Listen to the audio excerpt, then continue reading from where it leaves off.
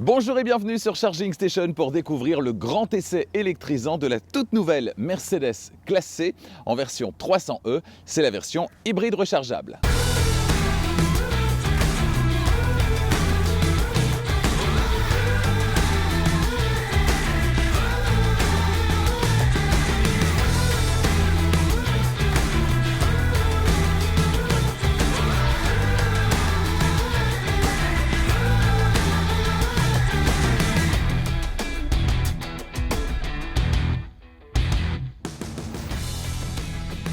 Cet essai vous est proposé par Arval, solution de leasing pour professionnels et particuliers. Sortie tout récemment, la 5e génération de Mercedes Classe C a la particularité d'être complètement électrifiée sur la plupart des moteurs via une solution d'hybridation légère et puis via évidemment une solution hybride rechargeable sur celle que nous essayons aujourd'hui, hybride rechargeable essence, avant l'apparition dans quelques mois d'une solution hybride rechargeable diesel dans laquelle Mercedes croit visiblement toujours beaucoup. Alors ce qui est dommage, c'est que la version tout-chemin all-terrain de la Mercedes Classe C n'est pas concernée par cette solution hybride rechargeable et ça c'est un petit peu dommage. Au niveau de l'autonomie, là c'est le buzz évidemment, c'est l'argument marketing, plus de 100 km à parcourir sur une seule charge, c'est énorme, c'est presque le double de sa concurrente directe, la BMW Série 3 hybride rechargeable. Alors la promesse est-elle tenue? Que vaut cette voiture au quotidien, cette 5e génération de Mercedes Classe C et cette version hybride rechargeable? Eh bien toutes les réponses à ces questions dans cet essai. Mais avant de démarrer cet essai, comme à chaque fois, je vous invite à vous abonner à Charging Station si ce n'est pas déjà fait et à activer la clochette des notifications pour être prévenu dès qu'une nouvelle vidéo électrisante est disponible. On quitte l'Allemagne la semaine prochaine, rendez-vous au Japon avec l'essai du Toyota RAV4 en version hybride rechargeable et là aussi une promesse d'autonomie en 100% électrique relativement intéressante, voire même très intéressante d'ailleurs. D'autres essais tout aussi électrisants durant les prochaines semaines, je vous en reparle tout à l'heure avant la fin de cet essai. Extérieurement, les modifications par rapport à la 4e génération de Mercedes Classe C sont très subtiles. On ne change pas une équipe qui gagne. Cette Mercedes Classe C doit en effet en même temps se montrer classique au niveau de son design, ne pas perturber la clientèle historique de la marque. On parle d'évolution plutôt que de révolution évidemment. Et puis en même temps se montrer dans l'air du temps, moderne et dynamique. Et compte tenu de ces doubles contraintes, je trouve que cette Mercedes sur le plan du design ne déçoit pas à l'extérieur. En tout cas, qu'en est-il à l'intérieur? La réponse dans quelques minutes. Au niveau des dimensions, 4,75 m c'est sa longueur, 2,03 m c'est sa largeur avec les rétroviseurs et 1,44 m c'est sa hauteur. L'empattement, 2,86 m, c'est la distance entre les roues arrière et les roues avant. 2,86 m, c'est très généreux. Est-ce que ça bénéficie à l'espace à bord et notamment aux places arrière? La réponse dans quelques minutes. Sous son long capot, cette Mercedes Classe C hybride rechargeable renferme un moteur thermique, tout d'abord un 4 cylindres 2 litres qui développe 204 chevaux et puis un moteur électrique qui développe lui 129 chevaux. La puissance combinée, qui n'est pas la somme des deux évidemment, 313 chevaux et un couple généreux de 550 Nm, voilà qui est plutôt confortable en effet. Au niveau du 0 à 100, il est réalisé en 6 secondes et un petit dixième sur cette version hybride rechargeable berline, comptez un petit dixième de plus pour la version break. Le tout est envoyé au roue arrière via l'excellente boîte de vitesse 9 G-Tronic à 9 rapports, comme son nom l'indique, boîte de vitesse qui renferme d'ailleurs le moteur électrique. Pour alimenter son moteur électrique, cette Mercedes Classe C de 5e génération hybride rechargeable peut compter sur une généreuse batterie haute tension d'une capacité de 25,4 kWh. C'est énorme évidemment pour une voiture hybride rechargeable. Batterie d'ailleurs plutôt bien intégrée, on verra ça dans un instant avec l'espace disponible dans le coffre et batterie qui doit permettre à cette voiture de parcourir 111 km sur une seule charge, en théorie selon la norme WLTP, ça c'est pour la version berline, celle essayée cette semaine. Pour la version break, ce sera 4 petits kilomètres de moins, donc 107 km sur une seule charge avec cette voiture. Alors, est-ce une promesse tenue? Est-ce un argument marketing? L'avantage de l'avoir essayé en hiver, c'est qu'on va pouvoir voir ce que ça donne avec des températures très basses, à savoir entre 0 et 6 degrés durant cette semaine. Les vrais chiffres donc tout à l'heure au terme de cette semaine d'essai et vous risquez bien d'être surpris. Pour recharger la batterie, vous le voyez, ça se passe à l'arrière du côté gauche avec sous la trappe un connecteur de type 2 pour la recharge sur le courant alternatif. Comptez 2h30 à peu près grâce au chargeur embarqué de 11 kW pour une recharge complète. Bonne nouvelle, cette voiture avec sa grosse batterie de 25,4 kWh, elle peut aussi, en option malheureusement, être rechargée sur le courant continu, voilà qui va vous permettre d'utiliser pleinement cette voiture en 100% électrique la plupart du temps. Comptez 30 minutes pour une recharge complète.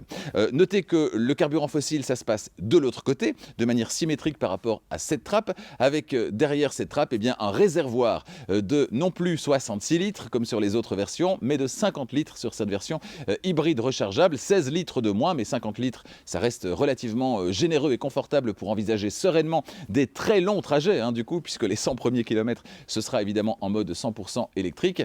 Et puis de toute façon, comme au quotidien, vous allez rouler en mode 100% électrique le plus souvent, privilégiez le 100% électrique. Ce réservoir qui passe de 66 à 50, c'est pas vraiment un problème. 360 litres, c'est la capacité de chargement de cette Mercedes classe C version berline, hybride rechargeable de 5e génération. Alors c'est 45 litres de mieux que la génération précédente, mais 360 litres sur une voiture de cette taille, ça reste évidemment très moyen. Et puis l'ouverture n'est pas vraiment pratique. Donc si vous avez besoin au quotidien de régulièrement charger à l'arrière dans le coffre, si vous avez besoin d'espace et d'un espace réellement utilisable et pratique à utiliser, je vous conseille la version break qui, banquette rabattue, propose jusqu'à 1375 litres de volume de chargement et donc une ouverture bien plus pratique au quotidien. Pas de double fond dans cette voiture, dans le coffre de cette voiture, et pour cause, c'est la batterie qui prend place sous le plancher du coffre. Les câbles de recharge sont donc condamnés à prendre la place dans le coffre. Avant de prendre place au volant de cette Mercedes classe C de 5e génération hybride rechargeable, avant de vous faire découvrir la nouvelle interface MBUX, le tableau de bord de cette voiture, me voici installé à l'arrière. Enfin, installé, c'est un bien grand mot. La place est relativement comptée. C'est une petite déception quand même, parce que malgré l'empattement très généreux de 2,86 m, à l'arrière, impossible pour moi de caser mes genoux derrière le siège avant, qui est réglé comme pour moi 1,90 m. Vous le voyez, ça ne passe pas. Au niveau de la tête, ça ne passe pas non plus, puisque quand je me mets droit, j'ai la tête dans le pavillon de la voiture.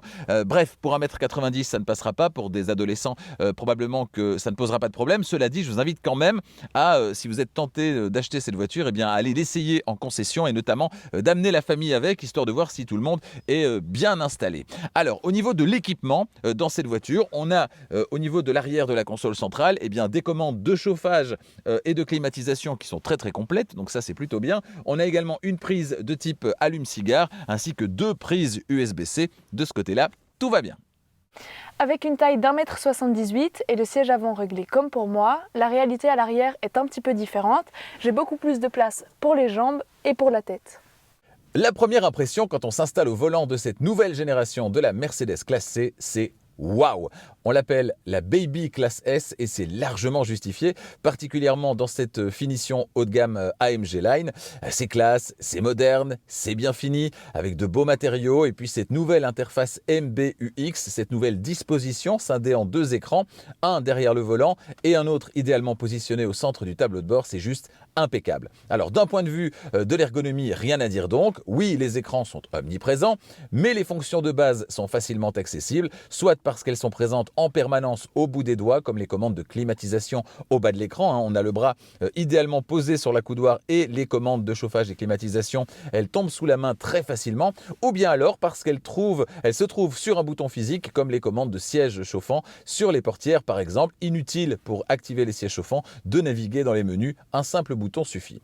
On est assis très bas. Quand on vient d'un Volkswagen ID4 essayé la semaine dernière, c'est particulièrement frappant. Alors si la position de conduite idéale peut être facilement trouvée grâce à l'assistant qu'on détaillera dans un instant, l'espace manque un peu à gauche au niveau des épaules. Ça, c'est un petit peu dommage avec mon gabarit. Ça touche au niveau du menton latéral. Rien de rédhibitoire, mais je vous invite tout de même à vous installer dans la voiture en concession si elle vous intéresse pour vérifier que l'espace disponible vous convient. Et vous, que pensez-vous de ce tableau de bord et plus globalement de cet intérieur ? Dites-le moi dans les commentaires.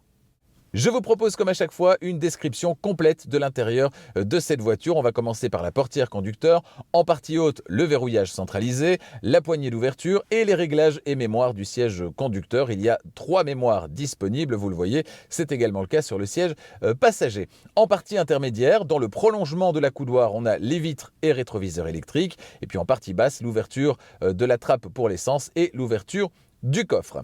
À gauche du volant, sur le tableau de bord, le module de gestion des éclairages ainsi que le frein à main électrique. Sur le volant, très beau volant d'ailleurs avec 2 doubles branches à gauche et à droite et une branche inférieure look métal. Franchement, c'est très très beau, c'est très très classe et puis surtout, il est très agréable à utiliser. Donc sur ce volant, à gauche, sur la branche supérieure, la gestion de l'écran instrument. Je vous ferai une petite démo dans un instant. Et sur la branche inférieure, la gestion du régulateur limiteur de vitesse. À droite, sur la branche supérieure, la gestion de l'écran d'infodivertissement. Là aussi, petite démo dans un instant. Et puis sur la branche inférieure, la commande vocale, la touche personnalisable, la gestion du volume et celle du téléphone. Des palettes ensuite qui vont permettre de gérer la récupération d'énergie en mode électrique et ce sur plusieurs niveaux. On y revient tout à l'heure sur la route. Au niveau des commodos, juste derrière, à gauche, la gestion des essuie-glaces, des clignotants et le basculement des feux de route au feu de croisement. Bonne nouvelle, si vous choisissez un basculement automatique, il reste en mémoire d'un trajet à l'autre, vous n'avez rien à faire. Et à droite, le sélecteur de vitesse. Derrière le volant, l'écran instrument personnalisable, donc via la partie supérieure gauche du volant. Petite démonstration. Alors ici, on a une touche maison, ici, qui va vous permettre voilà, d'afficher les dispositions disponibles. Ici, on est sur classique, on a du sportif également. Le épuré est pas mal. Voilà, ça donne un petit look assez sympa et ça modifie également l'écran d'infodivertissement. Je trouve ça assez classe par rapport à l'univers dans lequel on se trouve. Bon, sportif, pour moi, voilà, je trouve ça un petit peu kitsch avec des affichages un petit peu criards. Ici, c'est pas le cas. Donc voilà, moi je suis plutôt pour du classique de l'épuré. Vous pouvez choisir également la navigation. Pour avoir la navigation en grand, je trouve pas ça très heureux non plus, d'autant plus que c'est largement suffisant quand on l'a ici. Ou bien de mettre en avant les aides à la conduite, les assistances, ou bien avoir ici des infos liées à la maintenance de la voiture. Voilà, moi j'ai choisi le mode ici classique, mais le mode épuré, moi, me convient assez. Vous choisirez celui que vous voulez. Donc ça, c'est dans un premier temps ce que vous allez pouvoir faire.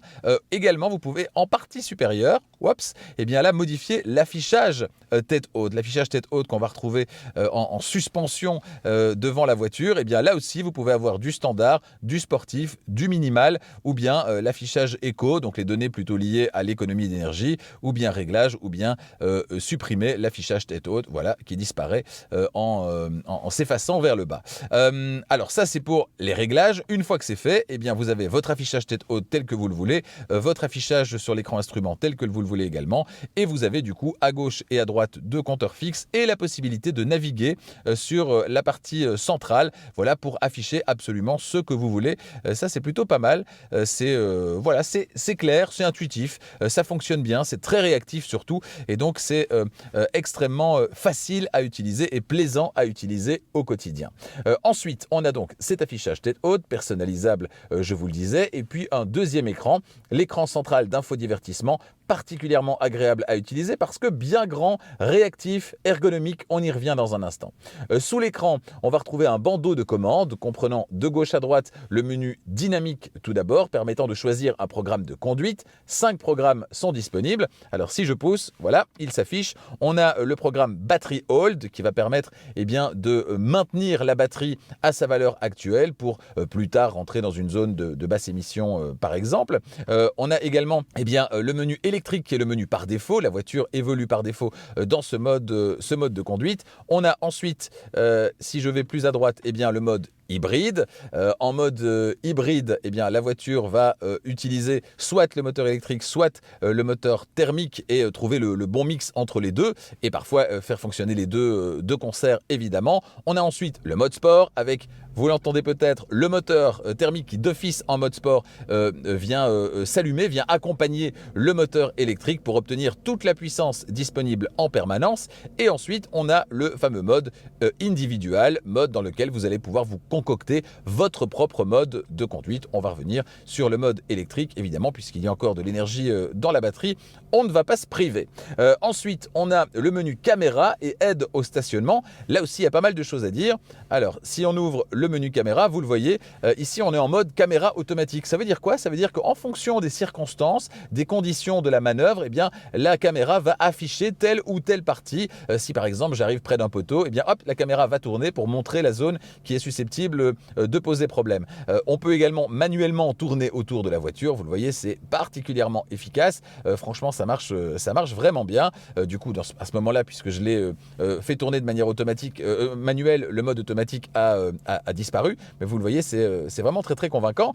D'autres modes qui sont disponibles, alors soit l'avant de la voiture, soit l'arrière de la voiture, vous le voyez, soit la vue latérale à gauche, la vue latérale à droite. Vous voyez, c'est quand même très très joli. Et puis ici, la position GPS que vous pouvez enregistrer. Pourquoi? Eh bien, pour activer automatiquement la caméra quand vous arrivez à cet endroit. Ça veut dire que systématiquement, vous savez qu'à cet endroit, vous avez besoin de la caméra parce que vous passez dans un espace réduit, par exemple. Eh bien, si vous l'enregistrez comme je viens de le faire, chaque fois que vous approchez de cet endroit, la caméra sera affichée. Voilà qui est plutôt malin. On va remettre en mode automatique. Et puis, on a également les aides au stationnement. Voilà, pour une recherche de place de stationnement et pour une aide au stationnement. Bon, je ne suis pas fan de l'aide au stationnement, c'est en général assez fastidieux, assez long, etc. Mais les vues caméra, franchement, proposées par cette voiture, c'est vraiment très très efficace et assez convaincant. Et donc, bon point là aussi sur ce menu. Le menu EQ ensuite, avec toutes les infos qui sont liées. Alors, on va revenir sur le menu de base, voilà, le menu EQ avec toutes les infos qui sont proposées spécifiques à cette voiture puisqu'elle est hybride rechargeable, menu qui n'existe évidemment pas sur les autres versions. Le menu qu'on va retrouver ici, c'est le menu des réglages de la voiture, voilà, dans lequel vous allez pouvoir naviguer également. Ensuite, on a les feux de détresse. Ensuite, on a le capteur digital. Mais la fonction Mercedes Me n'est pas activée. Mais pour utiliser ce capteur digital, c'est indispensable. Capteur d'empreinte digitale. La possibilité d'éteindre l'écran ensuite. La touche mute et la gestion du volume accessible aussi depuis la place passager. On a un vide-poche ensuite. On va remettre l'écran par défaut. Voilà, un vide-poche ensuite. Alors là, malheureusement, il y a un petit bémol. Sous un couvercle, vous le voyez, avec d'une part un emplacement pour la recharge par induction, mais vous le voyez, il faut aller ici en dessous très très loin pour aller déposer son téléphone. Franchement, c'est pas très pratique, hein. Quand on a un smartphone assez large, c'est vraiment pas très pratique d'aller le caler là-bas en dessous. Cela dit, on a aussi deux prises USB-C et puis les inévitables porte-gobelets au nombre de 2 et puis un petit espace de rangement ici à gauche. Sous la coudoir centrale, enfin, ici, qui est d'ailleurs à bonne hauteur et très très large, donc c'est vraiment très agréable, eh bien on a sous la coudoir centrale un espace de rangement qui n'est pas très profond, mais qui comprend 2 prises USB supplémentaires. Il y a de quoi faire en matière de connectivité. Quelques mots à présent avant de prendre la route au sujet de l'écran d'infodivertissement qui est idéalement positionné. Franchement, c'est très très bien intégré, très très classe. Alors la partie inférieure, je vous l'ai déjà dit, c'est la partie liée au chauffage et à la climatisation. Elle reste fixe en permanence. Et puis vous avez ce petit bouton ici qui vous amène sur l'écran de base sur lequel vous avez ces fameux menus qui sont accessibles. Voilà, on a réglage, smartphone, confort, app, etc. etc. Ensuite, vous avez un menu que vous pouvez appeler par le haut également, menu lié au réglage de la voiture, hein, c'est le même menu qui est apparu quand on appuie sur le bouton ici, et puis des boutons d'accès rapide, alors évidemment pour revenir en arrière, et puis ici pour passer d'une plage à l'autre, accessible depuis la place passager, parce que le conducteur lui utilisera plutôt les commandes sur le volant. Au niveau de ces menus, alors des profils évidemment sont possibles dans cette voiture via cette partie supérieure. Au niveau de ces menus, eh bien on a le menu navigation tout d'abord qui amène la vue plein écran de la carte. C'est la raison pour laquelle, pour moi, c'est très bien de l'avoir ici. Je ne suis pas fan de l'avoir sur l'écran instrument, mais chacun fera ce qu'il veut, évidemment. Ensuite, voilà, on va revenir sur le menu de base. On a le téléphone, on a les fonctions radio. Vous allez pouvoir avoir des favoris, notamment ici. Vous allez pouvoir mettre vos radios préférées et passer de l'une à l'autre très facilement. Cette voiture est bien sûr équipée du DAB+, donc de la radio numérique. On revient sur l'écran de base et on passe passe à la page suivante. On a les médias, on a également les applications que vous allez pouvoir installer, ainsi que le confort. Et dans la zone confort, je voulais vous parler de ce fameux positionnement automatique du siège. Alors ça veut dire quoi? Ça veut dire qu'en fonction de votre taille, vous le voyez pour moi 1,90 m, eh bien vous pouvez demander à la voiture de lancer le positionnement automatique et c'est assez bluffant. Pourquoi? Eh bien parce qu'à la base, je n'avais pas choisi ce réglage et quand j'ai utilisé la fonction, il m'a proposé quelque chose de complètement différent et qui finalement convient assez bien. On en reparlera tout à l'heure quand on sera sur la route. Vous pouvez modifier également les éclairages d'ambiance via ce menu également. Voilà, on revient en arrière. Et puis si on va un petit peu plus loin, de nouveau, le menu des réglages de la voiture, les réglages plus profonds de la voiture avec beaucoup d'options qui sont disponibles. Vous voyez, c'est très très fluide, très sympa. Ici, quand on appuie sur le petit bouton, voilà, on va pouvoir trouver ces réglages via... Vous voyez, les animations sont extrêmement fluides. On va pouvoir trouver... Alors ça, c'est plutôt gadget. Visuellement, c'est très joli, mais ça ne sert pas à grand-chose. Vous voyez qu'à chaque fois, le petit menu change. Voilà, c'est le petit effet 3D, sympa. Bon, personnellement, je suis pas fan, mais bon, chacun fera comme il veut. Réglage donc, la partie hybride et la partie smartphone. Cette voiture dispose de connexion Apple CarPlay et Android Auto sans fil. Voilà qui est donc extrêmement pratique. Allez, c'est parti à bord de cette Mercedes classe C de 5e génération, version hybride rechargeable. Et j'ai la banane, le sourire, parce que c'est là qu'elle s'apprécie le mieux, évidemment, c'est sur la route. À bord de cette voiture, on prend pas mal de plaisir. On va détailler ça dans les prochaines minutes. Pour démarrer, bouton Engine Start Stop, le sélecteur de vitesse sur D ou sur R, évidemment, si vous devez commencer par faire une petite marche arrière. Et la voiture s'élance. Le confort, il est là, il est bien présent. On est dans une voiture qui est plutôt basse. On le sent d'emblée, surtout venant d'un Volkswagen ID4. Je peux vous dire que la sensation, elle est tout autre à bord de cette voiture. La seule petite chose qui m'a un peu perturbé au début, c'est que la pédale d'accélérateur, elle est relativement dure. Voilà, donc ça perturbe un peu au démarrage. On a un peu l'impression qu'on doit surappuyer sur la pédale pour avoir une accélération convenable. Après, c'est vraiment une question d'habitude. C'est vraiment juste une impression, parce qu'au bout d'une semaine, je peux vous dire que c'est plus du tout l'impression que j'ai maintenant. Mais il y a une semaine, quand j'ai été la chercher, c'était vraiment l'impression que j'avais. On va donc détailler comment ça se passe au volant de cette voiture pendant une semaine. C'est ce que j'ai eu l'occasion de faire et je peux vous dire que d'emblée, l'impression, elle était plutôt bonne. Ce qui ressort d'emblée au bout de quelques kilomètres au volant de la voiture, eh bien, c'est cette position de conduite suggérée par la voiture qui est vraiment excellente en fait.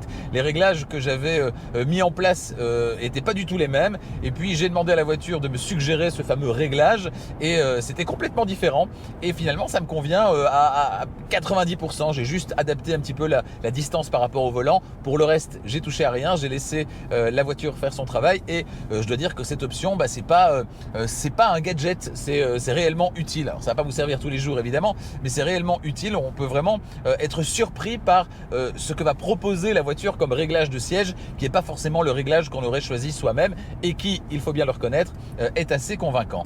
Donc voilà, au niveau des réglages suggérés par la voiture, c'est vraiment excellent. Au niveau des sièges globalement, eh bien sur cette voiture d'essai, ils sont à réglage électrique, ce n'est pas de série sur toutes les versions. Évidemment, réglage électrique, on l'a vu ici sur la portière, avec 3 mémoires pour le conducteur et 3 mémoires également pour le passager.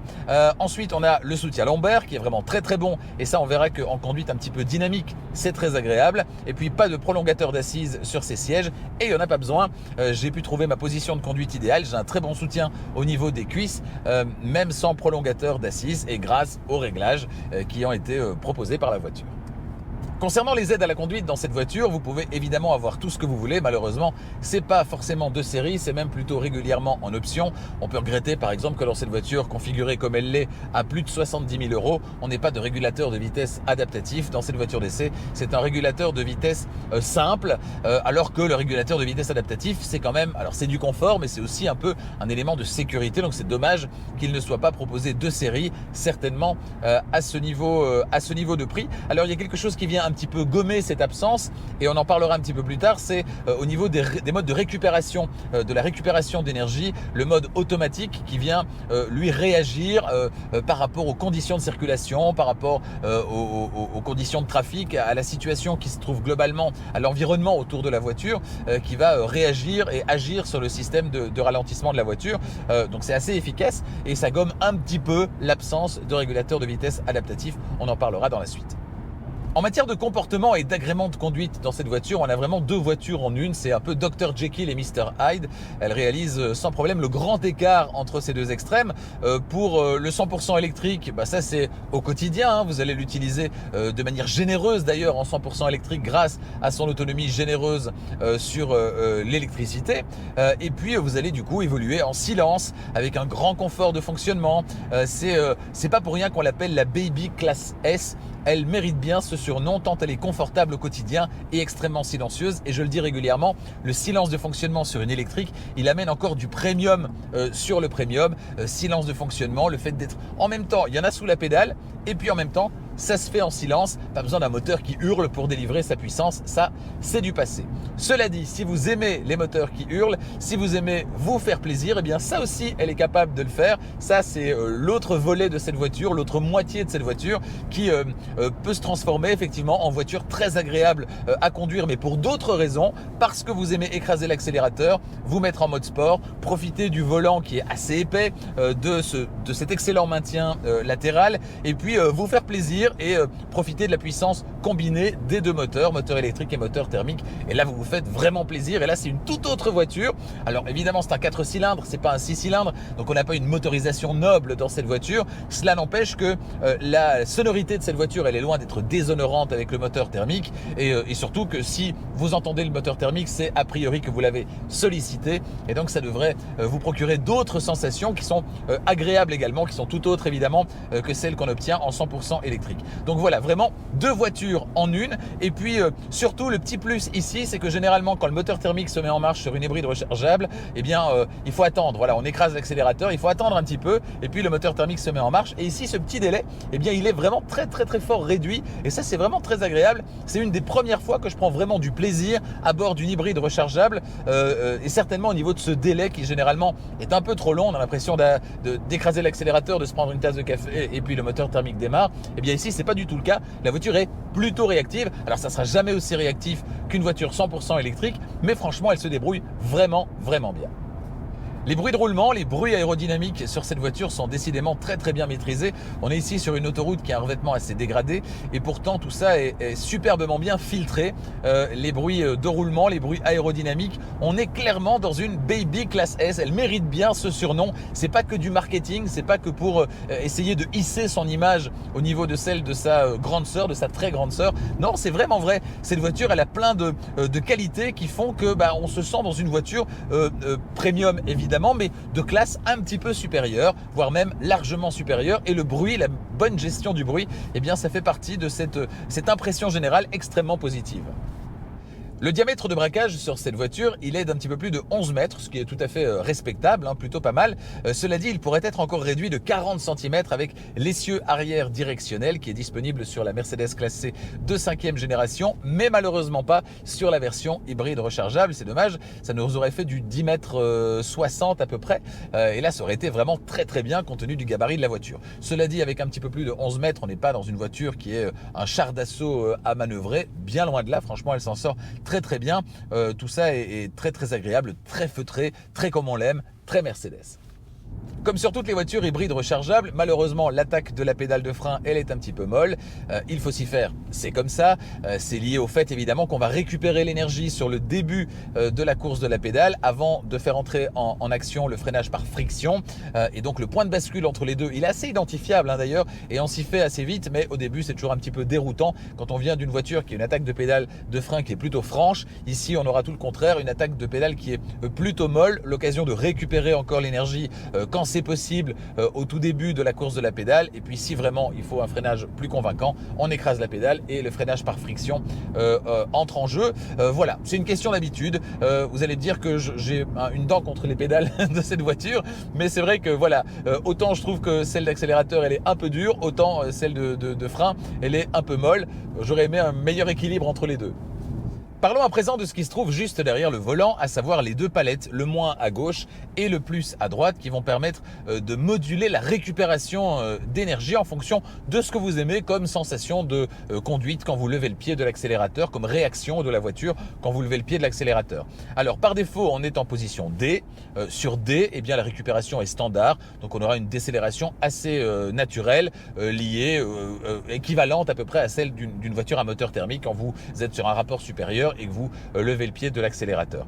En position D+, et bien là on aura une décélération beaucoup plus progressive, on sera dans le domaine de la roue libre, donc la voiture va se laisser aller comme si vous mettiez le point mort sur une boîte de vitesse manuelle, et puis à contrario sur le D- de l'autre côté, et bien on aura une décélération beaucoup plus forte. Alors dans les deux cas, D+, D-, j'ai pas trouvé qu'on était allé assez loin, c'est-à-dire que le D et le D+, ils sont pas très différenciés en fait. Dans les deux cas, on a une décélération très progressive. Pour ce qui est du D-, eh bien, on a effectivement une décélération beaucoup plus forte, mais qui pourrait aller beaucoup plus loin, qui pourrait être encore beaucoup plus forte pour aller jusqu'à la conduite à une pédale. Cette décélération plus forte n'empêche pas de devoir freiner assez régulièrement, d'utiliser la pédale de frein, ce qu'on peut éviter avec une décélération plus forte ou avec des paliers plus marqués. L'autre mode, le quatrième, c'est le mode auto. Et ça m'a vraiment bluffé. Le mode auto, qu'est-ce qu'il fait? Eh bien, il va tenir compte sans même être en régulateur de vitesse, et évidemment pas adaptatif puisqu'il n'y en a pas dans cette voiture, en tout cas dans celle-ci. Eh bien, la décélération va être progressive et calculée par la voiture automatiquement en fonction des conditions de circulation. S'il y a quelqu'un devant, je lève le pied et je me rapproche de cette voiture, la voiture va garder ses distances et donc ralentir. S'il y a une limitation de vitesse qui descend un petit peu plus loin, la voiture va ralentir aussi pour s'adapter. S'il y a un carrefour en approche, eh bien là la voiture va ralentir, et en plus elle va vous dire à quel moment eh bien, vous avez assez d'énergie, d'élan en fait pour aller jusqu'à l'obstacle sans devoir utiliser la pédale d'accélérateur, et donc quelques dizaines ou centaines de mètres avant, elle va afficher un petit pictogramme, et c'est le cas d'ailleurs ici parce qu'il y a un rond-point un petit peu plus loin. Elle affiche un petit pictogramme vous disant hop, levez le pied, il y a assez d'énergie dans la batterie, il n'y a pas de problème, on peut aller jusqu'au rond-point. Et d'ailleurs il y a trois situations dans lesquelles ce pictogramme intervient, et chaque fois vous le voyez d'ailleurs sur le pictogramme. Quand vous avez le petit pictogramme km/h, c'est parce que vous avez assez d'élan pour affronter la prochaine limitation de vitesse qui sans doute est inférieure. Quand vous avez le petit pictogramme avec une voiture, c'est parce qu'une voiture se trouve devant vous, et donc vous avez assez d'élan pour suivre cette voiture. Ça ne sert à rien de vouloir la coller plus près parce que la voiture ici va vouloir garder ses distances. Et puis vous avez également le petit pictogramme qui vous indique un virage par exemple. Il y a un virage un peu dangereux, donc il faut réduire sa vitesse un petit peu plus loin. Elle vous dit vous avez assez d'élan, vous pouvez lever le pied de l'accélérateur. Donc tout ça combiné, franchement c'est assez bluffant. C'est pas indispensable évidemment, hein, mais c'est une aide assez précieuse en termes de confort de conduite, en termes d'économie finalement aussi d'énergie, puisque c'est un peu ça le but, hein, de pouvoir soulager l'accélérateur pour profiter de l'élan et atteindre le prochain obstacle, une voiture devant, un virage ou bien un carrefour, un rond-point, etc. Cette voiture d'essai, elle n'est pas équipée du régulateur de vitesse adaptatif, je vous le disais, mais elle est équipée de l'option Digital Light, c'est-à-dire les phares adaptatifs de Mercedes qui sont vraiment très très convaincants. Alors il y a cette petite animation quand vous allumez la voiture, quand vous êtes devant un mur, vous le voyez, c'est assez sympa, comme sur toutes les voitures a priori qui proposent un éclairage LED adaptatif. C'est vraiment très convaincant, et ce qui est vraiment chouette avec cette voiture, eh bien c'est qu'elle s'occupe de tout. Voilà, donc les phares vont s'allumer tout seuls quand c'est nécessaire. En général, la voiture va essayer quand la zone est moins bien éclairée, eh bien de proposer un éclairage de route, donc l'éclairage maximal, et elle va éteindre quand c'est nécessaire une partie du faisceau qui correspond à la voiture que vous suivez ou la voiture que vous croisez, et vous n'avez rien à faire. Pourquoi? Parce que ce réglage, il reste en mémoire d'un trajet à l'autre. Après une semaine au volant de cette voiture, si je dois faire un petit bilan, je dirais que quand on l'appelle la Baby Classe S, c'est tellement vrai. Franchement, au volant de cette voiture, on se croirait dans une voiture du segment supérieur, voire même deux au-dessus en ce qui concerne la Mercedes Classe S. Pourquoi? Parce qu'elle est très technologique, qu'elle est très convaincante au niveau de son agrément de conduite, de ce qu'elle propose en termes de confort, d'absence de bruit, de technologie, d'ergonomie également. C'est important, hein. Franchement, cette interface MBUX, elle est génial, la commande vocale fonctionne parfaitement bien. Ici on est parfaitement posé au niveau du bras, on a accès très facilement au bas de l'écran où on retrouve toutes les commandes liées au chauffage. L'écran est hyper réactif, donc vraiment durant une semaine ici, c'était que du bonheur. Alors il y a des petits détails effectivement, l'espace est un petit peu limité ici à gauche au niveau de l'épaule qui touche un peu contre le montant, c'est un petit peu dommage, mais pour des gabarits un petit peu moins imposants ce sera sans doute un détail qui n'existera même pas. Et puis au niveau de la console centrale ici à l'intérieur, on a effectivement une organisation qui est un peu fouillie, tout est un petit peu l'un sur l'autre et donc c'est un peu compliqué d'aller mettre et récupérer son téléphone, notamment ici sur la zone de recharge. Voilà, mais c'est des petits détails. Globalement cette voiture elle est géniale à conduire, on lui trouve difficilement des défauts, elle est très attachante et puis surtout elle est vraiment dans l'air du temps, elle est moderne, l'intérieur il est magnifique. Alors c'est une question de goût évidemment, hein, mais moi j'adore l'interface MBUX de Mercedes, la précédente avec tout horizontal. Ici franchement on est encore un cran au-dessus, c'est encore plus facile à utiliser. Pourquoi? Parce qu'on a tout vraiment à portée de main en termes d'ergonomie, autant au niveau de la console et de l'intérieur de la console, c'est pas génial. Au niveau de l'utilisation au quotidien par contre et de l'interface MBUX en partie supérieure, là c'est que du bonheur.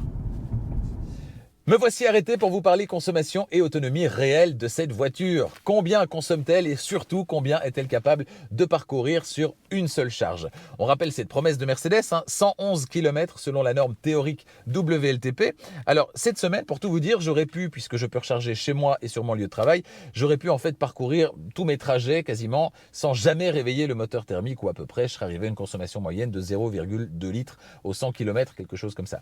Donc ça n'aurait pas été très positif en termes d'essai. Je suis quand même là pour essayer les différents cas de figure et vous donner des chiffres concrets dans le cadre d'une utilisation réelle de tous les jours. J'ai donc volontairement évité de recharger la batterie de temps en temps, ce qui fait que je ne vais pas vous communiquer la consommation moyenne de la voiture. C'est une consommation qui est totalement artificielle puisque j'ai volontairement évité de la recharger à plusieurs reprises. Et je vous le dis, si j'avais dû vous communiquer la consommation réelle moyenne, ça aurait été à peu près 0.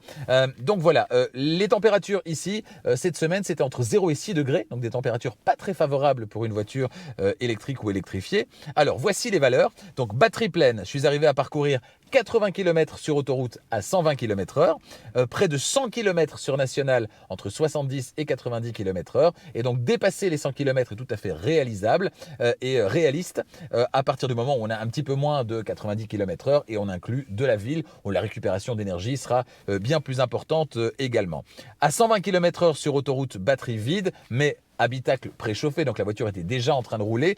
Une fois que la batterie est vide, eh bien là, je suis arrivé à une consommation d'essence moyenne de 6,7 litres. Donc c'est loin d'être le coup de fusil, parce que certaines voitures ont une consommation, une autonomie raisonnable en 100% électrique, et puis la consommation s'affole quand la batterie est vide. Ici, c'est pas le cas. Vous pouvez traverser la France, traverser le pays, vous rendre sur votre lieu de vacances à plus de 1000 km, et une fois que la batterie sera vide, eh bien, vous n'aurez pas une consommation qui va exploser, et ça, c'est bien de le savoir. 6,7 litres, c'est très raisonnable compte tenu du gabarit de cette voiture et de son poids, plus de 2 tonnes. On rappelle que quand un réservoir est vide, il pèse moins. Quand une batterie est vide, elle pèse la même chose. Donc batterie vide, la charge à supporter par la voiture, la charge à transporter, elle est tout aussi importante. Et pourtant, donc 6,7 litres, c'est très raisonnable. En partant voiture froide, toujours batterie vide, sur un parcours de 48 km avec au moins 40 km d'autoroute, eh bien là, je suis arrivé à un petit litre de plus au 100. Je suis passé de 6,7 à 7,6, 7,6 litres au 100. Là aussi, c'est pas mal. Voiture froide avec température de 0 degrés à peu près, 1 ou 2 degrés peut-être. Donc il faut réchauffer la voiture, etc., etc. Et pourtant, on arrive sur ces 48 km à 7,6 litres avec tout de même 9 km sur ces 48 km qui ont été parcourus en 100% électrique, même avec la batterie vide. Donc tout ça, c'est la récupération d'énergie qui est donc vraiment très efficace dans cette voiture. Voilà, je suis assez bluffé. Autant j'avais été un petit peu déçu de l'EQS que je réessayerai avec plaisir, qui dans des conditions aussi hivernales, eh bien, m'avait semblé consommer pas mal. Autant ici, franchement, je suis vraiment bluffé. Conditions qui sont loin d'être idéales, 0,6 degrés, et pourtant la voiture s'en sort extrêmement bien. Et là, pour tout vous dire, là maintenant, pour cet essai, pour ce tournage, je viens de rouler 59 km, alors à des vitesses qui sont moins élevées, puisque pendant que je suis en train de tourner, je roule un petit peu moins vite par sécurité. Et je viens de parcourir 59 km donc, et la voiture me dit qu'il reste 30, je vais vous le dire alors précisément, je vais vous donner le vrai chiffre, une trentaine de 2%, ça se passe ici, voilà, 33% pour être précis. La voiture contient toujours donc un tiers de sa batterie. un tiers de sa batterie alors que j'ai parcouru près de 60 km, ça veut dire qu'elle peut en parcourir 90 dans les conditions de cet essai à l'extérieur. Là, il fait 5,5 degrés. Vous voyez, ce n'est pas des blagues. Cette voiture, elle est réellement performante en termes de gestion de l'énergie. Bravo Mercedes. Avant de passer à la conclusion de cet essai, parlons du prix de cette Mercedes classe C en version hybride rechargeable. Elle est disponible en Belgique à partir de 55 055 €. En France, ce sera 58 900 €. Celle que vous avez sous les yeux, c'est une finition AMG Line. Prix de départ en Belgique, ce sera 60 742 €, 61 850 €. En France. Au niveau de la configuration, eh bien, d'un pays à l'autre, vous le savez, il y a des petites différences en termes de disponibilité d'équipement, de série ou en option. Je vous invite donc à vous rendre sur le site Mercedes qui correspond à votre pays pour configurer votre Mercedes classe C hybride rechargeable idéal avec les options qui vous intéressent et ainsi déterminer votre prix. Toujours concernant le prix, vous le savez, Arval, partenaire de Charging Station, propose des formules de location longue durée, de leasing opérationnel pour les entreprises. C'est une formule qui existe depuis un certain temps maintenant, mais cette formule, elle est maintenant disponible également pour les particuliers. Ça s'appelle le Private Lease et la formule est la même, les avantages sont les mêmes, à savoir que vous payez la même mensualité du premier au dernier mois. Il n'y a donc plus aucune surprise dans votre budget voiture et par les temps qui courent, franchement, ça fait plaisir. Rendez-vous donc sur arval.be pour découvrir l'ensemble des services qui sont proposés. N'hésitez pas à demander une offre, évidemment, que ce soit pour un leasing opérationnel en entreprise ou pour indépendant ou pour une formule de private lease. Et si vous nous suivez depuis l'Hexagone, eh bien là aussi, des formules existent, un petit peu différentes mais tout aussi intéressantes. Rendez-vous là sur arval.fr. Promesse tenue, en plus d'être confortable et performante, cette Mercedes classe C hybride rechargeable de dernière génération eh bien, dispose d'un argument massue face à la concurrence, cette autonomie en mode 100% électrique qui est juste incroyable. Même en hiver, même avec des températures proches de 0 degré. Alors, par ailleurs, son intérieur raffiné eh bien, propose avec l'interface MBUX de dernière génération un univers équilibré entre tradition et modernité et franchement, elle justifie pleinement son statut de Baby classe S. Alors, quelques défauts tout de même. On a une console centrale au niveau de la partie inférieure, au niveau des rangements, des porte-gobelets, recharge par induction dont l'ergonomie est relativement perfectible. On a l'espace qui est un petit peu compté à gauche quand on est à la place conducteur. Au niveau du montant latéral, voilà, ça touche un petit peu pour un gabarit comme le mien en tout cas. Donc n'hésitez pas vous, si vous êtes intéressé, à faire un essai évidemment pour voir si ça vous convient. Et puis juste derrière, la place à l'arrière, elle est comptée là aussi et ce malgré un empattement et des dimensions très généreuses. C'est un petit peu dommage. Son prix, évidemment, ça reste un frein pour pas mal de personnes et puis surtout cette longue liste d'options qui vient faire augmenter très rapidement ce prix d'achat, ce prix de base, si vous voulez évidemment vous faire plaisir. Cela dit, en la matière, il se murmure que Mercedes prépare un remaniement de ses propositions tarifaires et notamment de ses packs, de ses options, une simplification en fait de tout ça qui sera la bienvenue pour tout le monde, histoire d'y voir plus clair dans cette grille tarifaire, parfois un petit peu compliquée, il faut bien le dire, du constructeur allemand. A bientôt sur Charging Station pour d'autres essais électrisants direction le Japon. Je vous le disais tout à l'heure, la semaine prochaine avec l'essai du Toyota RAV4 en version hybride rechargeable. On restera la semaine suivante dans l'univers de Toyota avec sa marque de luxe Lexus et l'UX300e, un SUV à la diffusion plus confidentielle mais qui ne manque pas d'intérêt également. On découvre ça dans 2 semaines donc, avant de partir en Allemagne, ou plutôt de revenir en Allemagne puisqu'on sera au Japon, avec 2 essais totalement exceptionnels chez Mercedes. Mais on va monter de 2 gammes avec la Mercedes classe S, version hybride rechargeable, la 580e, et puis chez BMW avec un essai qui a été un petit peu décalé, mais cette fois-ci c'est la bonne, l'essai du BMW iX. Pour toutes ces bonnes raisons, n'hésitez pas à vous abonner à Charging Station et à activer la clochette des notifications pour être prévenu dès qu'une nouvelle vidéo électrisante est disponible. Vous pouvez également devenir membre de Charging Station, rentrer encore un petit peu plus dans la famille Charging Station et en apportant votre petit soutien de moins d'1 € par mois, eh bien bénéficier d'une foule d'avantages, comme par exemple le fait de ne pas devoir attendre le dimanche à 18 h pour visionner les essais électrisants de Charging Station, mais vous pourrez les visionner dès qu'ils sont disponibles, parfois avec près d'1 semaine d'avance sur le dimanche à 18 h. Et puis vous bénéficiez évidemment toujours de mes conseils que je vous prodigue avec grand plaisir après 3 ans d'essais et plus de 70 voitures essayées électriques et hybrides rechargeables. Merci de votre fidélité à Charging Station, merci de votre soutien si vous êtes membre de Charging Station et si vous avez activé la souscription, et à bientôt.